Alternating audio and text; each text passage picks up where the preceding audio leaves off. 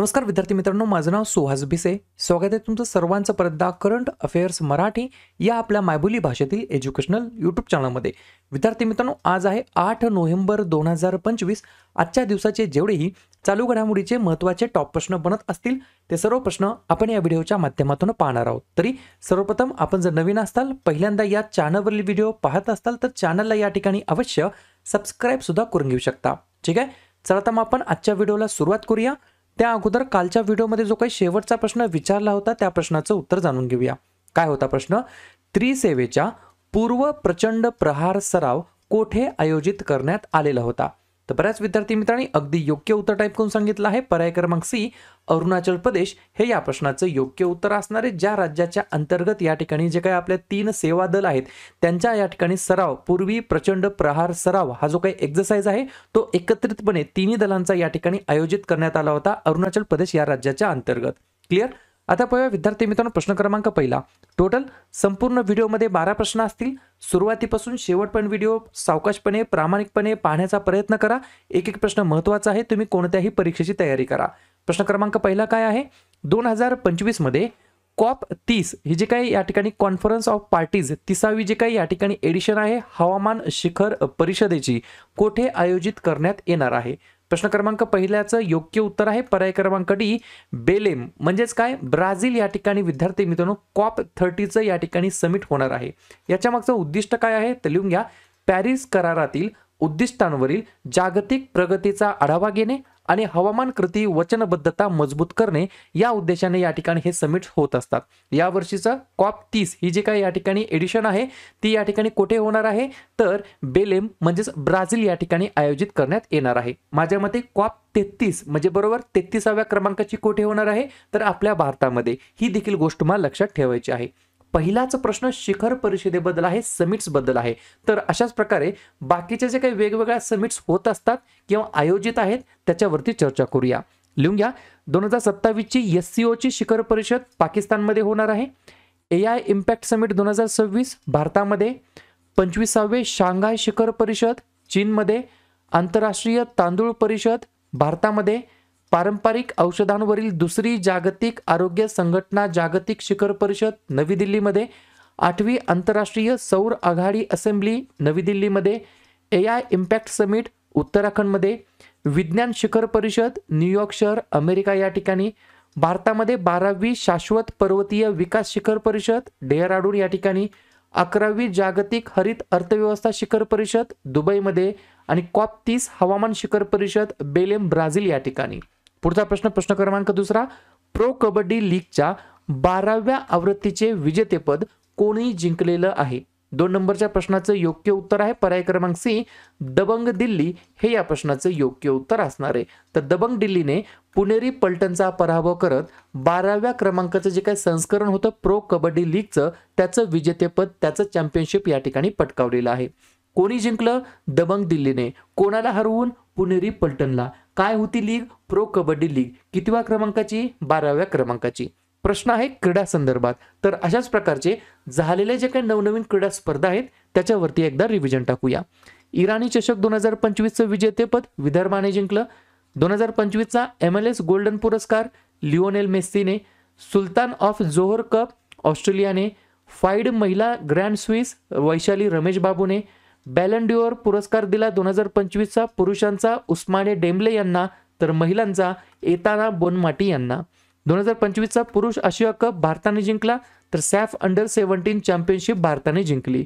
Under 20 FIFA युवा football विश्वचषक मोरोक्कोने जिंकला तर 125वा भारतीय फुटबॉल असोसिएशन शिल्ड मोहन बागान सुपर जायंटने जिंकलं. आणि आपण आताच पाहिलं प्रो कबड्डी लीगचं 12वं संस्करणचं विजेतेपद दबंग दिल्लीने जिंकलेलं आहे. ठीक आहे, पुढचा प्रश्न, प्रश्न क्रमांक तिसरा. बरेच जण म्हणत आहेत की सर व्हिडिओ थोडासा फास्ट होत आहे. लक्षात घ्या, मी प्रयत्न करतो थोडंसं स्लो मध्ये या ठिकाणी रीड करण्याचा.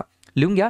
स्टारलिंक सोबत करार करणारे कोणते राज्य हे भारतातील पहिलं राज्य ठरलेलं आहे? पर्याय क्रमांक बी महाराष्ट्र हे या प्रश्नाचं योग्य उत्तर असणार आहे. तर महाराष्ट्र हे राज्य या ठिकाणी भारतातील पहिलं राज्य ठरलं आहे. कशासाठी? तर स्टारलिंक सोबत करार करणारं. ठीक आहे, कंपनीचं नाव काय आहे? Starlink. Satellite communication private limited. Starlink याच्याहून लक्षात आलं पाहिजे ही कंपनी कोणाची आहे, तर इलॉन मस्क यांची कंपनी आहे. ग्रामीण व दुर्गम भागांमध्ये सॅटेलाइट इंटरनेट सुविधा पोहोचवण्यासाठी उपयोग होणार आहे याचा. तर स्टारलिंक हा इलॉन मस्क यांच्या स्पेसएक्सचा उपग्रहाचा इंटरनेट प्रकल्प आहे. ही देखील गोष्ट तुम्हाला लक्षात ठेवायची आहे. ठीक आहे. प्रश्न आहे प्रथम घटनेबद्दल. तर अशाच प्रकारच्या बाकीच्या ज्या काही प्रथम घटना घडल्या आहेत त्याच्यावरती चर्चा करूया.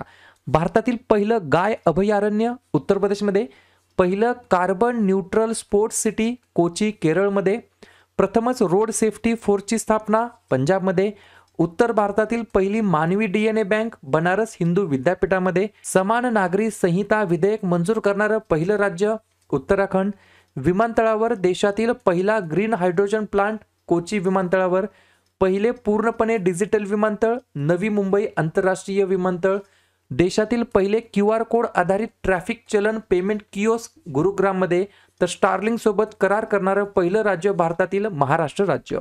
पुढचा प्रश्न, अमेरिकेतील व्हर्जिनियाच्या लेफ्टनंट गव्हर्नरपदी भारतीय वंशाच्या टिंबटिंब यांची निवड झालेली आहे. प्रश्न महत्वाचा आहे. चौथ्या नंबरच्या प्रश्नाचं योग्य उत्तर आहे पर्याय क्रमांक ए, गजाला हाशमी असं त्यांचं नाव आहे. काय नाव आहे? गजाला हाशमी असं त्यांचं नाव आहे. अमेरिकेतील व्हर्जिनिया राज्याचे उपराज्यपाल म्हणून त्यांची नुकतीच निवड झालेली आहे. त्यांचा पक्ष कोणता आहे? तर डेमोक्रॅट. त्यांची निवड व्हर्जिनिया राज्यातली आहे, या ठिकाणी झालेली आहे.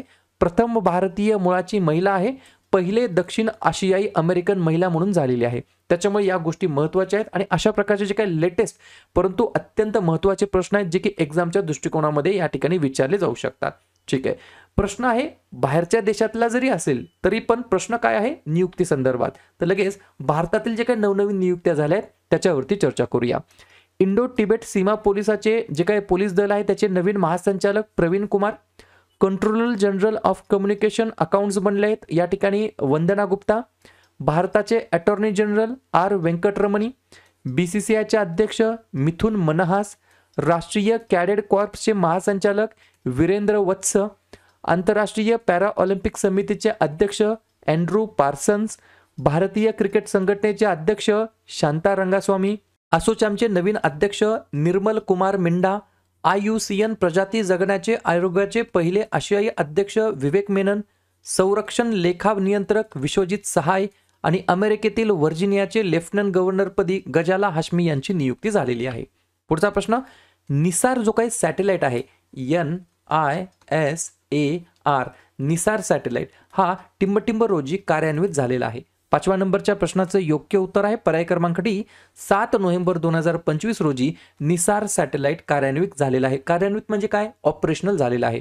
याच्याबद्दल काही पॉइंट्स आहेत ते लिहून घ्या. सर्वप्रथम निसार NISAR याचा फुल form NASA ISRO synthetic aperture radar. ठीक आहे. निसार हे नासा आणि इस्रोने संयुक्तपणे विकसित केलेले पहिले मोठे पृथ्वी निरीक्षण अभियान आहे. अर्थ ऑब्झर्वेशन कॅम्पेन आहे. प्रक्षेपण दिनांक झाला होता 30 जुलै 2025. कार्य सुरू झालं 7 नोव्हेंबर 2025 ला. रॉकेटचं नाव आहे इस्रोच्या GSLV F-16. कोणत्या ठिकाणाहून लॉन्च करण्यात आलं तर सतीश धवन स्पेस सेंटर जे की श्रीहरिकोटा या ठिकाणी आहे. उपग्रहाचं एकूण वजन 2392 किलोग्राम. नासाचं याच्यामध्ये योगदान आहे L band synthetic aperture radar आणि इस्रोचं योगदान आहे S बँड SAR. या गोष्टी तुम्हाला लक्षात ठेवायच्या आहेत. पुढचा प्रश्न, दरवर्षी जागतिक रेडिओग्राफी दिवस केव्हा साजरा करण्यात येत असतो? 6व्या नंबरच्या प्रश्नाचं योग्य उत्तर आहे पर्याय क्रमांक सी, आजच्याच दिवशी दरवर्षी 8 नोव्हेंबरला आपण जागतिक रेडिओग्राफी दिवस म्हणून साजरा करतो. 2-3 पॉइंट लिहून घ्या. हा दिवस विल्यम्स रोएंटजेन यांनी 1895 मध्ये क्ष किरणांचा शोध लावल्याच्या वर्धापन दिनानिमित्त साजरा केला जातो. या दिवसाचा उद्देश आधुनिक आरोग्य सेवेमध्ये रेडिओग्राफी तंत्रज्ञानाचे महत्त्व अधोरेखित करणे आणि आरोग्य सेवा व्यावसायिकांच्या महत्त्वपूर्ण योगदानाला मान्यता देणे हा या ठिकाणी उद्देश आहे. आणि 2025 ची थीम आहे रेडिओग्राफर्स सीइंग द अनसीन. बरोबर. प्रश्न आहे महत्त्वाच्या दिवसाबद्दल. तर लगेच काय करूया, नोव्हेंबर महिन्यातील जेवढेही महत्त्वाचे दिवस असतील त्याच्यावरती आपण एकदा रिव्हिजन टाकूया. लिहून घ्या.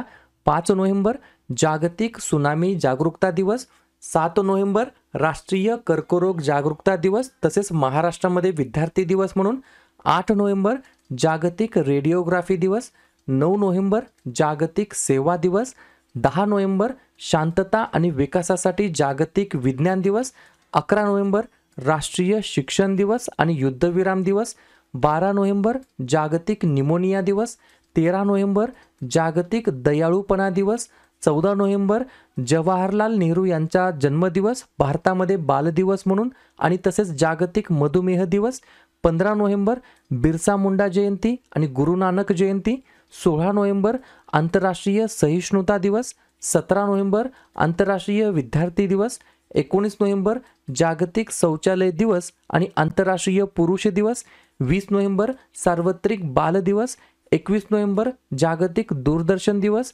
25 नोव्हेंबर महिलांवरील हिंसाचार निर्मूलनासाठी आंतरराष्ट्रीय दिवस, 26 नोव्हेंबर भारताचा संविधान दिवस आणि राष्ट्रीय दूध दिवस आणि 28 नोव्हेंबर महात्मा फुले पुण्यतिथी. क्लिअर. पुढचा प्रश्न क्रमांक 7. French Chevalier de l' Ordre National du Merite हा जो काही पुरस्कार आहे, फ्रान्सचा सर्वोच्च पुरस्कार, हा कोणाला मिळालेला आहे? 7व्या नंबरच्या प्रश्नाचं योग्य उत्तर आहे पर्याय क्रमांक बी, सुनील कांत मुंजाल असं त्यांचं नाव आहे. आणि कोण आहेत सुनील कांत मुंजाल? हे हिरो एंटरप्राइजेसचे अध्यक्ष आहेत आणि सेरेडिपिटी आर्ट्स फाउंडेशनचे संस्थापक आहेत. पुरस्काराचं स्वरूप काय आहे? हा फ्रान्सचा सर्वोच्च नागरी सन्मानांपैकी एक आहे, ज्याला night of the national order of merit असं देखील म्हटलं जातं. आणि सुनील कांत मुंजाल यांना या पुरस्काराने का सन्मानित करण्यात आलं? तर शिक्षण, नवोन्मेष, संस्कृती आणि भारत आणि फ्रान्समधील संबंध वाढवण्यासाठी नागरी समाजामध्ये त्यांनी दिलेल्या योगदानाबद्दल त्यांना या पुरस्काराने सन्मानित करण्यात आलं आहे. ठीक आहे. प्रश्न आहे पुरस्कारासंदर्भात, तर लगेच नवनवीन पुरस्कार प्राप्त व्यक्तींवरती चर्चा करूया. 2025चा आंतरराष्ट्रीय बुकर पुरस्कार बानू मुश्ताक यांना, वर्षातील सर्वोत्तम ग्रीन ट्रान्सपोर्टर पुरस्कार दिल्ली मेट्रोला, निळू फुले कृतज्ञता सन्मान प्रसाद ओकला, सर्वात प्रभावशाली पर्यावरणवादी पुरस्कार आचार्य प्रशांत यांना, 2024चा मातृभूमी साहित्य पुरस्कार सारा जोसेफला, बाल साहित्य पुरस्कार सुरेश सावंतला, 2025चा मानसिक आरोग्य पुरस्कार सायमा वाजेदला, चिंता रवींद्रन पुरस्कार शरण कुमार लिंबाळे यांना, ब्रिटिश अकादमी पुरस्कार सुनील अमृत यांना, तर फ्रेंचचा Chevalier de l' Ordre National du Merite हा पुरस्कार सुनील कांत मुंजाल यांना. पुढचा प्रश्न, बुकर पुरस्कारासाठी निवडलेले The Loneliness of Sonia and Sunny नावाचं पुस्तक जे काय आहे ते पुस्तक कोणी लिहिलेलं आहे? 8व्या नंबरच्या प्रश्नाचं योग्य उत्तर आहे पर्याय क्रमांक ए, किरण देसाई यांनी या पुस्तकाचं लेखन केलेलं आहे. बुकर पुरस्कारासाठी हे निवडलेलं पुस्तक आहे The Loneliness of Sonia and Sunny असं जरी म्हटलं तरी काय हरकत नाही. मराठीमध्ये ट्रान्सलेशन थोडंसं वेगळं होतं. The Loneliness of Sonia and Sunny असं या पुस्तकाचं नाव आहे. पॉइंट लिहून घ्या. या कादंबरीसाठी तिला 2025च्या बुकर पुरस्कारासाठी शॉर्टलिस्ट करण्यात आलं होतं, जे 2006च्या बुकर पुरस्कार विजेत्या पुस्तक द इनहेरिटन्स ऑफ लॉस नंतरचं त्यांचं हे पहिलंच पुस्तक आहे. दोन्ही गोष्टी महत्वाच्या आहेत, दोन्ही पुस्तकं महत्वाची आहेत. ठीक आहे. पुढचा प्रश्न क्रमांक 9. 2026च्या QS वर्ल्ड युनिव्हर्सिटी रँकिंगमध्ये कोणत्या भारतीय संस्थेने अव्वल स्थान पटकावलेलं आहे? 9व्या प्रश्नाचं योग्य उत्तर आहे पर्याय क्रमांक डी, IIT दिल्ली हे या प्रश्नाचं योग्य उत्तर असणार आहे. कन्फ्युजिंग करणारी गोष्ट आहे. 2026च्या QS वर्ल्ड युनिव्हर्सिटी रँकिंगमध्ये कोणत्या भारतीय संस्थेने अव्वल स्थान पटकावलेलं आहे भारतीयांच्या रँकिंगमध्ये? तेव्हा योग्य उत्तर आहे 1 नंबरला या ठिकाणी IIT दिल्ली, 2 नंबरला आहे Indian institute of technology Bombay म्हणजेच IIT बॉम्बे, 3 नंबरला आहे IIT मद्रास. या गोष्टी तुम्हाला लक्षात ठेवायच्या आहेत भारताच्या अँगलने. परंतु जागतिक लेवलवरती जर बघितलं तर या ठिकाणी IIT दिल्लीचा क्रमांक 123वा आहे, IIT बॉम्बेचा क्रमांक 129वा आहे आणि IIT मद्रासचा क्रमांक 180 आहे. ही गोष्ट तुम्हाला लक्षात ठेवायची आहे. पुढचा प्रश्न, छत्तीसगडच्या नवीन विधानसभेचे जे काही इमारत आहे त्याचं इनॉग्रेशन कोणी केलेलं आहे? तर पर्याय क्रमांक सी, माननीय पंतप्रधान नरेंद्र मोदीजी हे या प्रश्नाचं योग्य उत्तर असणार आहे. पुढचा प्रश्न, पेरू या देशाने कोणत्या देशाची जे काय पॉलिटिकल रिलेशन्स असतात, राजनैतिक संबंध असतात, ती तोडण्याची नुकतीच घोषणा केलेली आहे?